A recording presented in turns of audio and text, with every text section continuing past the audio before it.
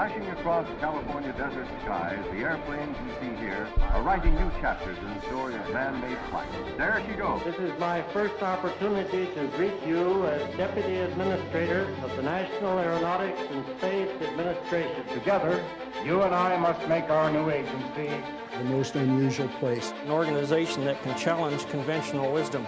We can engineer anything. We can write the requirements for. We're going to make your idea work. This particular idea is quite disruptive. A typical flight, of course, starts under the wing of the B-52 mothership. This sleek, high-speed machine would have made Rube Goldberg proud. The manner in which we fly re-entry from space on the space shuttle was pioneered on the X-15. The X-31 pretty much wrote the book on thrust vectoring, along with its sister program, the F-18 HAR. An observation of an occultation is one of the more challenging missions that Sophia can do.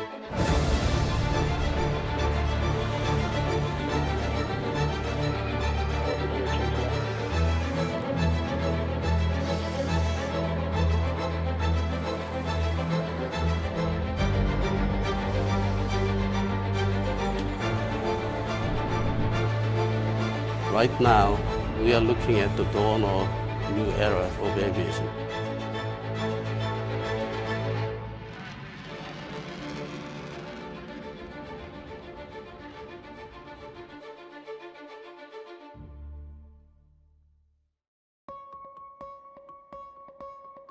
Electrical pulses transmitted with the speed of light. To help man to see, to control, and to tame the environment of hurtling speed his science has created. Called telemetry, each craft has its own signature, a unique tone.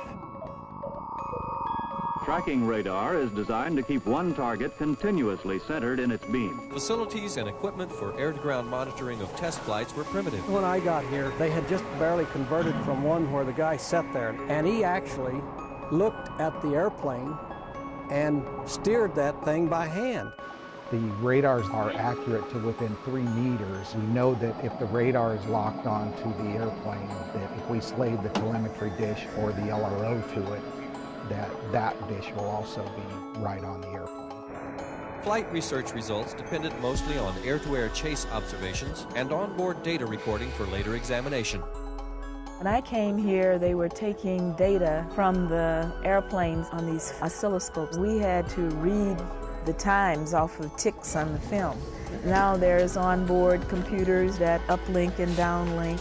Real-time data rather than coming down and analyzing data between flights. Large computational problems are resolved in real time as opposed to waiting till the data gets down. Radar coverage is limited to line of sight and is unable to see over the horizon or behind mountainous terrain. Before the X-15, all of that coverage could be accomplished from a single location. The X-15 didn't allow that because it had to extend much farther away from the base. Dryden engineers developed a complex system for flight monitoring that went far beyond anything yet known. The range allowed researchers on the ground to track the X-15 throughout its entire mission. My experience with the implementation and operation of the high range was in line with the extension of flight profile from some few hundred miles to circling the Earth. A hypersonic research vehicle or a transatmospheric research vehicle. You are going to be completely dependent on the range for a successful mission. The Western Aeronautical Test Range of today is the high range grown up.